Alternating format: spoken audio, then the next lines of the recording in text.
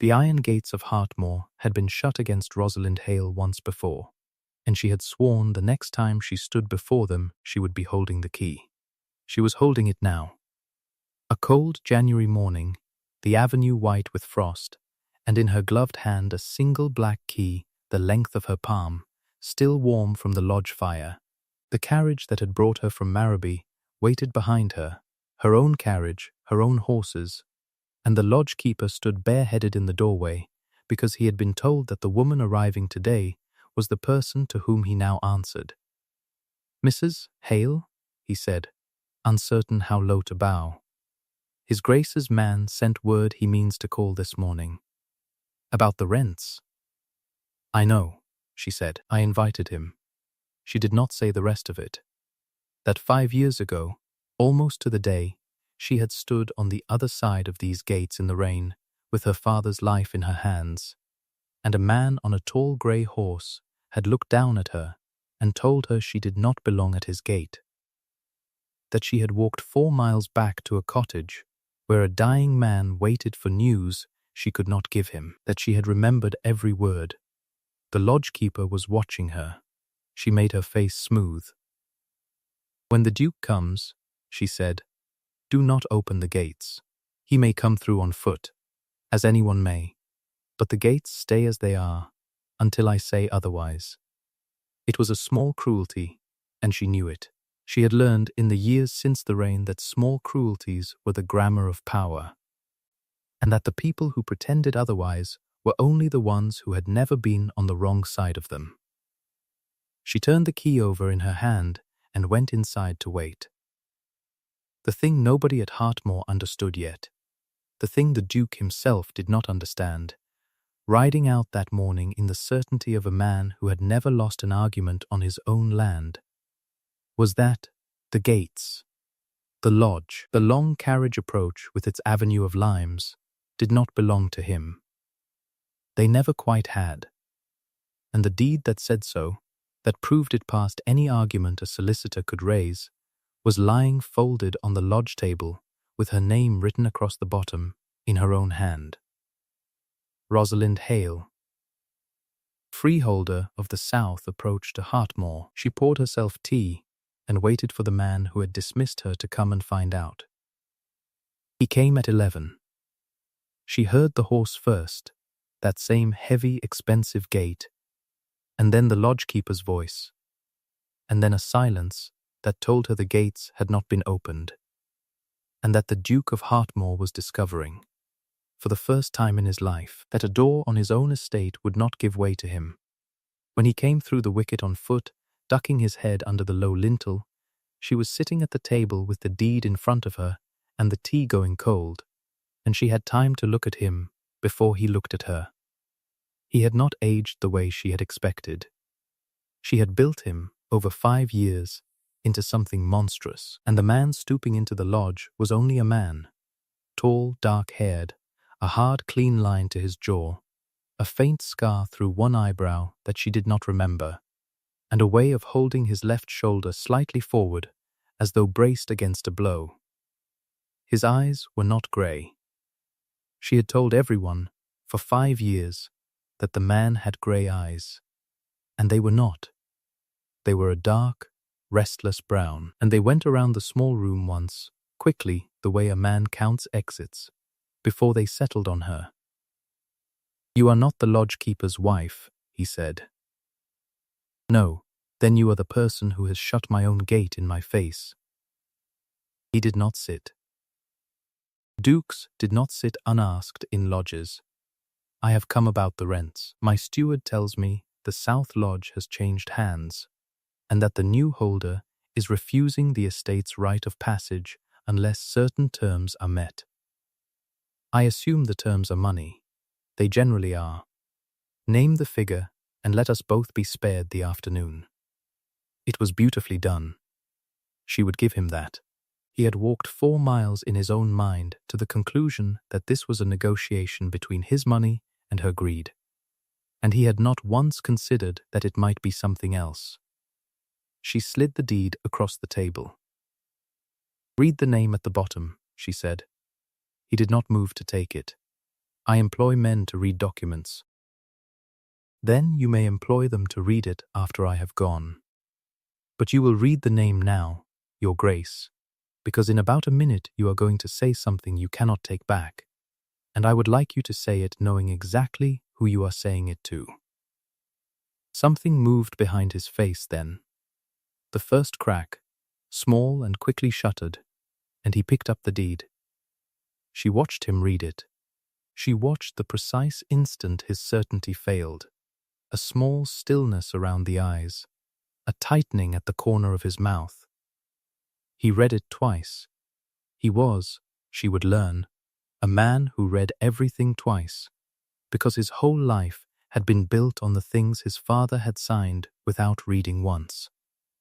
"This is the conveyance of the South Strip," he said slowly. "The lodge, the gates, the avenue to the third milestone. My father," he stopped. "Your father sold it," she said, "in 1799 to clear a gaming debt to a man named Belcher. He sold the ground your gates stand on and the road your carriages drive on, and he was so ashamed of it that he never told you, and the strip passed from Belcher to Belcher's son to a syndicate of Bristol men, and from the syndicate, 2 months ago, to me. You have been driving across another person's freehold for 18 years, Your Grace, and paying nothing for the privilege, because no one ever troubled to collect. And now you mean to collect. Now I mean to collect." He set the deed down very gently, which surprised her. She had expected him to throw it. "What is your name?" he said. It was not quite a question. "Hale, Rosalind Hale." She paused, and let the next part land where it would. "You knew me as Rosalind Vane. Though I doubt you troubled to learn even that much. The day you turned me away from these gates in the rain and told me I did not belong at them." He went still in a way that was different from before. Not the stillness of a man caught out in business. The stillness of a man who has heard, faintly, a sound he has been dreading for years without knowing its name. "I don't," he began. "No." She agreed. "You don't remember. That is the cruelest part, and I have made my peace with it. You ruined a day that ended a life, and you do not even carry it. I have carried it for both of us." She stood. "Go home, Your Grace. Walk back through the wicket, since the gates are shut. My steward will wait upon yours with the terms of your right of way. You will find them expensive. I have had 5 years to decide the price." He looked at her for a long moment. Then, because there was nothing else to be done, he picked up his hat, and he bowed. It was not a deep bow. It was the small, correct bow of a gentleman to a landholder whose ground he stands on. But she had last seen this man mounted on a grey horse, looking down at her as though she were a smear on his boot, and now he was on his feet in a lodge that belonged to her, bending his head, because the law required it. She had imagined that moment 1,000 times. She had not imagined that it would feel like grief. The terms went to his steward the next day, and the steward's name was Silas Pelham. And Silas Pelham was the second person at Hartmore to understand what Rosalind's deed meant, and the only person it frightened. He was a soft, grey, courteous man of perhaps 60, who had managed the Hartmore estate through the old Duke's ruin and the young Duke's reconstruction, and who had, in the gap between the two, made certain quiet arrangements of his own. He had known about the South Strip. He had known for years that it could be bought back, and he had said nothing, because a duke who did not know he stood on borrowed ground was a duke who could be steered, and a steward who steered him took, over 18 years, a great many small percentages that did not appear in any ledger Gabriel would ever read. If the strip came under honest ownership, the ledgers would open. And if the ledgers opened, Silas Pelham would hang. He read Rosalind's terms in his office with the door shut, and he understood, the way a drowning man understands water, that she had not bought the strip for money. A woman who wanted money named a figure.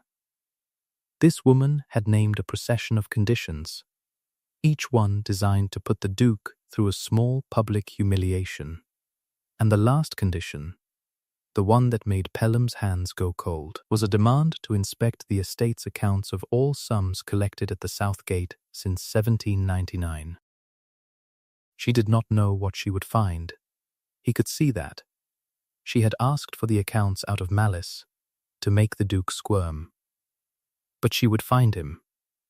Pelham folded the terms and smoothed them, and began very quietly to plan how a steward's daughter who had risen above her station might be put back beneath it before she learned to read a ledger as well as she had learned to buy one. His reason was simple, and he could have stated it in a single line, and later, when it was all dragged into the light, he did.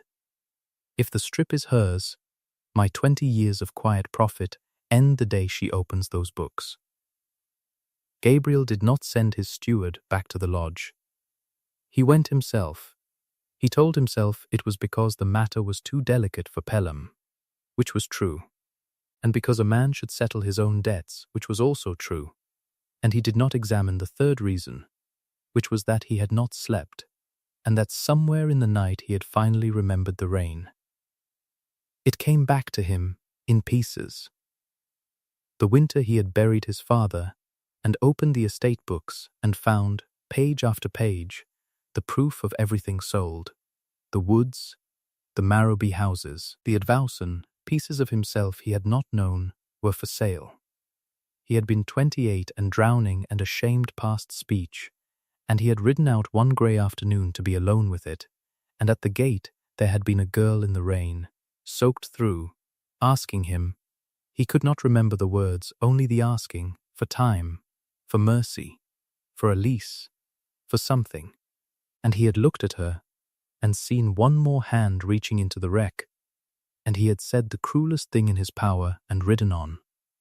He had not even seen her face. He had been very careful not to. He saw it now.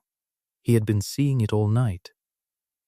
She received him in the lodge again, and this time she let him sit, which he understood to be a calculated escalation rather than a courtesy, and he found he did not mind being calculated at. It was, at least, attention. Most people gave him deference, which was a way of not looking at him at all. "You came yourself," she said. "I find I would rather be insulted in person than by letter." The corner of her mouth moved. Not quite a smile. "I have not insulted you. You have demanded that I dismount at my own gate. Present my card to your lodge-keeper, and wait upon your pleasure before my carriage may pass to my own front door. You have set the rent for my right-of-way at a figure that would purchase a frigate, and you have demanded 18 years of accounts that no one but my steward has ever troubled to keep." He laid his gloves on the table. "It is the last that interests me. The rent I can pay. The humiliation I can survive. I have survived worse, and most of it was my father's doing. But the accounts, why the accounts? You do not strike me as a woman who wants the satisfaction of arithmetic." She looked at him then with something sharper than dislike, and he realized, with a small turn of the chest, that he had surprised her, that she had built him into a man too stupid to ask the right question. And the question had come out of his mouth anyway. "Perhaps," she said carefully, "I simply wish to know what your gate has been worth to you. All these years it cost you nothing." "No," he said. "That is the answer you prepared. Give me the real one." The fire ticked. Outside, a lime branch scraped the lodge roof. "I don't know yet," she admitted, and it cost her. He could see it cost her. "I asked for the accounts to make you uncomfortable. But a thing my husband taught me before he died. He was a shipping man. He read everything twice. You would have liked him. A thing he taught me is that the books a man does not want you to see are the books worth reading." Your steward turned grey when I asked. So now, I am curious. Gabriel sat with that. He thought of Pelham, who had managed him for 18 years, who had been at his elbow through the worst of it, whom he had never once thought to doubt, because doubting Pelham would have meant doubting the only floor he had to stand on. "My steward," he said slowly, turned grey. "Like a Sunday goose." And there it was, the first crack going the other way, his certainty about his own house showing a hairline fault, and they sat on either side of the cold tea and looked at each other, the woman who had bought his gate to wound him, and the man who was beginning to suspect she had, without meaning to, found a knife in his own side. "Show me the accounts when you have them," he said, rising, "whatever you find. I will pay your frigate and bend my neck at your gate and take every humiliation you have engineered, Mrs. Hale, and I will not say a word against any of it. But if there is something rotten in my own books, I want to see it with you, not after you." She did not answer. But she did not say no. At the door he turned. The key, her gatehouse key, the black iron key, hung now on a nail by the lintel, and he looked at it, and looked at her. "I am sorry about the rain," he said. "I have remembered it. I will not insult you by pretending it was anything but what it was." Then he ducked under the lintel and was gone, and Rosalind stood in the small warm room, with her revenge coming apart in her hands like wet paper, furious at him for the only thing she had never armed herself against, which was that he might turn out to be a man. The accounts came to her a week later, carried by a frightened under-clerk, and she and the Duke read them together at the long table in the lodge over 2 days, shoulder to shoulder, because there was only the one lamp. And it was during those 2 days that the trouble started in earnest. Both kinds of trouble. The first kind was in the figures. It did not take her husband's eye to see it, only patience, sums collected at the south gate, and the Marrowby toll that were entered, and then entered again as paid out, to names that dissolved when she chased them. A carrier who had been dead 9 years. A wheelwright who had never existed. Year upon year, a slow grey tide running out of the estate and into nothing, and every page of it in the same soft, courteous hand. "Pelham," Gabriel said, the second night, very quietly, in the voice of a man watching a floor he trusted give way beneath him. It was Pelham, the whole time, while he stopped. "I rebuilt this estate stone by stone, and I was bailing a boat he had drilled holes in. He stood at my shoulder at my father's grave." The second kind of trouble was closer than the ledger and harder to name. It was the way their hands kept arriving at the same line at the same moment, and the small electric stillness when neither moved them. It was that she had stopped, somewhere in the second day, thinking of him as the Duke, and started thinking of him as Gabriel, and had not noticed the change until she heard herself nearly say it aloud. It was the lamp, and the cold beyond the lamp, and the fact that the man she had spent 5 years hating had turned out to be the only other person in the world who understood exactly what it cost to build a thing alone, and find it had been hollow all along. He turned his head and found her already looking at him. Neither of them moved. The lamp hissed, his eyes went, once, to her mouth, and hers, she felt it happen. Felt the whole architecture of 5 years lean toward the edge, went to his, and the distance between them was nothing. Was a breath, was the width of a ledger column, and his hand came up and did not quite touch her face, hovered at her jaw close enough that she felt the warmth of it. The lodge door banged open on the cold, and the under-clerk fell in, white-faced, with a letter, and the moment broke like ice underfoot and was gone. And Rosalind sat back so fast she knocked the lamp and had to catch it, and her heart was going like a hare's, and she could not have said, in that instant, whether she wanted to weep, or to laugh, or to put the man out into the snow. The letter was from Silas Pelham. It was addressed to her, and it informed Mrs. Rosalind Hale, with perfect courtesy, that the conveyance of the South Strip was a forgery, that the true freehold remained vested in the Hartmore estate, that he had a witness, and a prior deed to prove it, and that he had taken the liberty of laying the matter before the magistrates and the Marrowby gentry, who would no doubt be diverted to learn that a steward's daughter had passed herself off as a landed widow on the strength of a fraudulent paper. He had moved first. Of course, he had. A drowning man does not wait. The accusation went through Marrowby in 3 days, the way fire goes through a thatched street. Pelham had built it well. He had not merely claimed the deed was false, anyone could claim that. He had produced a prior conveyance, beautifully aged, that purported to show the strip returning to the Hartmore estate in 1801. He had produced a man, an elderly clerk pensioned out of a Bristol attorney's office, who would swear he had witnessed it, and he had wrapped both in the one weapon that needed no proof at all, which was Rosalind's birth. By the time the Marrowby Assembly opened its doors on the night of the winter ball, every matron in the room knew that the woman who had bought the Duke's Gate was Tom Vane's daughter. The steward's girl jumped above herself, and that her grand deed was very likely a lie. She felt the cost of it the moment she entered the assembly rooms.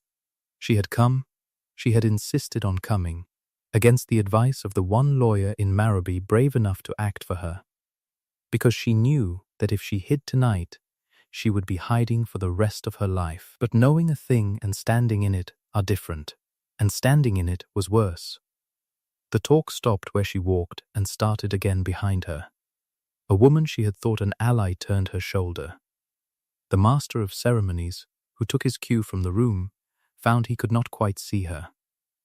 She stood alone by a pillar with a glass she could not drink, 26 years old and worth more than half the men in the room, and felt herself becoming, in front of all of them, the girl in the rain again, invisible, unwanted, on the wrong side of a gate. 5 years of work, and one soft grey man had reached out and shut it on her once more. She set down the glass. She would not weep here. She had not wept in the rain, and she would not weep now. And she was turning to go, to walk out with her spine straight, and her account with Marrowby closed forever, when the room changed. The Duke of Hartmore had come in. He did not look for her. He looked at the room, the whole turning, whispering room, and then he crossed it, directly, past the master of ceremonies and the matrons and the curling cut of the gossip, and he stopped in front of Rosalind Hale where every soul in the assembly could see him do it. And he bowed. Not the small bow of the lodge, the full bow. The deep, formal, unmistakable bow of a duke to a woman of consequence, held a beat longer than courtesy required, so that no one in that room could pretend they had not seen the highest-ranking man in the county bend his neck to the steward's daughter they had spent 3 days burying. "Mrs. Hale," he said, into the silence, pitched to Carrie. "I am told there is some confusion in Marrowby tonight about whose land my gates stand upon. Permit me to end it. They stand upon yours. I have read the deed. I have read the man who challenges it. One is honest and one is not, and I have lived long enough among honest documents and dishonest men to know the difference at sight." He straightened. "And permit me to end a second confusion, since the room seems to be enjoying it. This lady's father served my family faithfully and was repaid by my family badly. And the worst of that repayment was given by me, at my own gate, on the worst day of my life, to a girl who had done nothing but ask me for mercy in the rain. I have spent 5 years not knowing her name. I know it now. I would be honored if every person here learned it tonight. It was the most reckless thing Rosalind had ever seen a careful man do. He had no proof yet that he could give them. The deeds would be tried at law, not at a ball, and he had staked his name on hers in front of the entire county before he knew whether she would even have him in the room.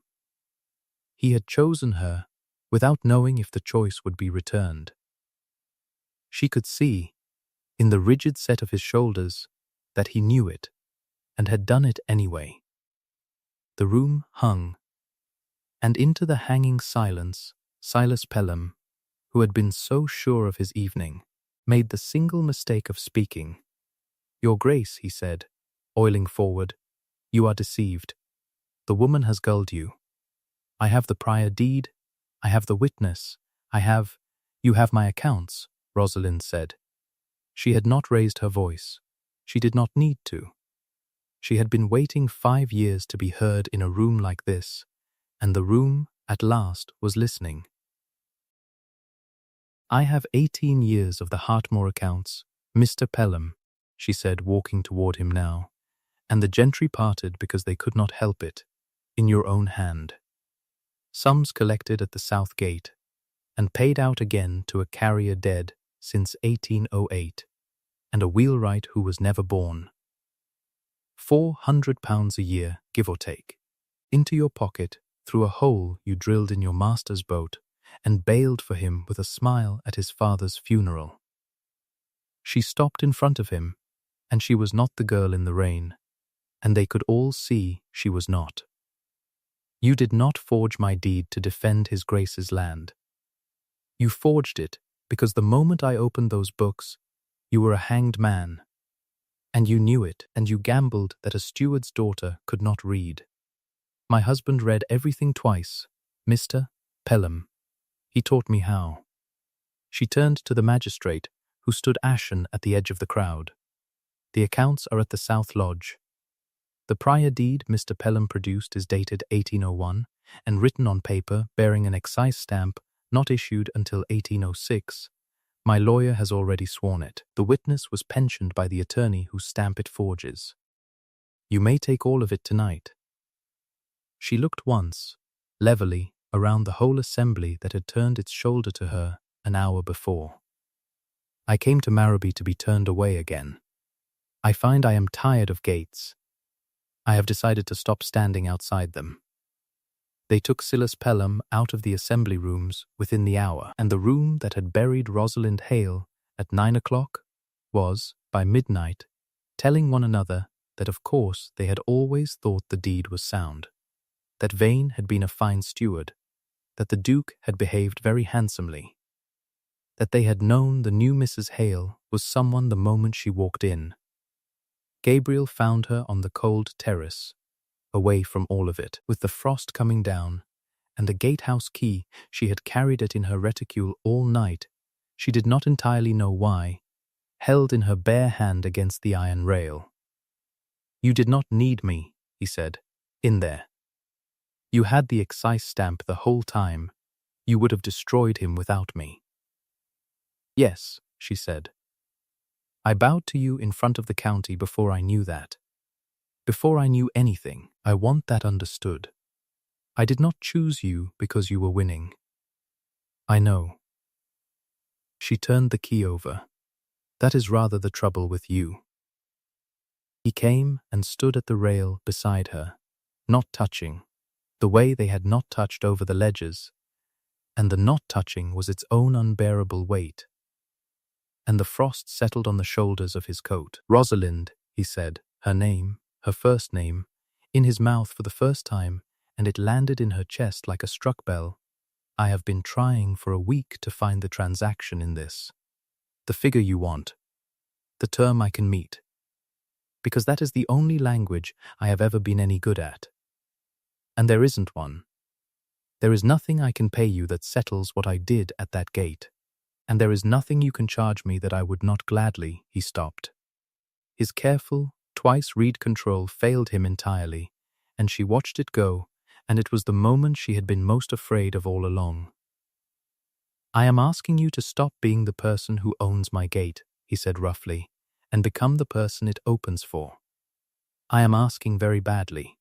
I have never asked anyone for anything since I was 28, and the last time I tried it was raining, and I was the one who said no." The key was cold in her hand. 5 years of it, cold in her hand. "Stop apologizing," she said, and her voice was not steady. "I am not the one you wronged. That girl is gone. You cannot reach her. Neither can I. Stop trying to pay the dead. She closed the distance herself, because she had sworn she would never again wait on the wrong side of anything. Tell me what you intend to do. Not what you are sorry for. What you intend to do. Open the gate, he said. Every day. Myself, if you like, by hand, in the rain, for the rest of my life. And marry the woman who owns it, if she will have a man who learned the right thing 15 years too late. She will think about it. How long? About, she said, this long, and she kissed him, there on the frost-bitten terrace with the key pressed between them, and it was not the careful release of any pressure she had ever known, but a breaking of every wall she had built, brick by brick, across 5 winters, and his arms came around her at last. And somewhere below them, in the dark, the gates of Hartmoor stood, as they had stood all night. Exactly as she had ordered, shut, and waiting on her word. In the morning she gave the word. Silas Pelham was tried at the spring assizes, convicted on the evidence of his own hand, and transported for 14 years. He sailed in June, and was not spoken of again at Hartmoor, except by the underclerk, who had risen to steward and who locked the accounts each night in a box to which only Mrs. Vane's daughter held the second key, for she did not stop owning the gate. That was the part the county never quite expected, and the part Gabriel loved her most for. She did not fold the south strip back into the estate as a wedding gift to her husband, tidied away. The woman's name lifted off the deed, and the man sat down. The strip stayed hers. The gates were hers, and the lodge and the long lime avenue, and a Duke of Hartmoor drove every day of his married life across his wife's freehold, and knew it, and was glad. They were married in the Marrowby church in April, and afterward, in the new green of the year, she walked him down to the south gate where it had all begun. The lodge-keeper had the gates standing open in the sunshine. The black iron key hung on its nail inside the door, where it had hung since January, and she took it down and put it into Gabriel's hand and closed his fingers over it. There, she said. Now you may say you hold the key to Hartmoor's gate. It will be the only thing in this marriage you hold that I have not. A year ago, he said, turning it over, a man who still read everything twice, you would have died before you put this in my hand. A year ago, she said, the gate was shut. She looked up the bright avenue toward the house, then back at the man beside her, who had once looked down at her from a grey horse, and now stood level with her in the road, in the sun, on her land, with her key in his hand. Leave it open, Gabriel, whoever comes. Whatever the weather, there is a girl who might still walk up that road one wet afternoon asking for mercy. And I should like, this time, for someone to be standing here ready to give it. He hung the key back on its nail himself, and left the gates wide, and they walked up the avenue together under the limes, and behind them the road lay open all the way down to the milestone, the way it would stay open for the rest of their lives, because the woman who owned the gate had decided, at last, that she was finished standing outside of anything, and a wise man does not argue with the person who holds the deed.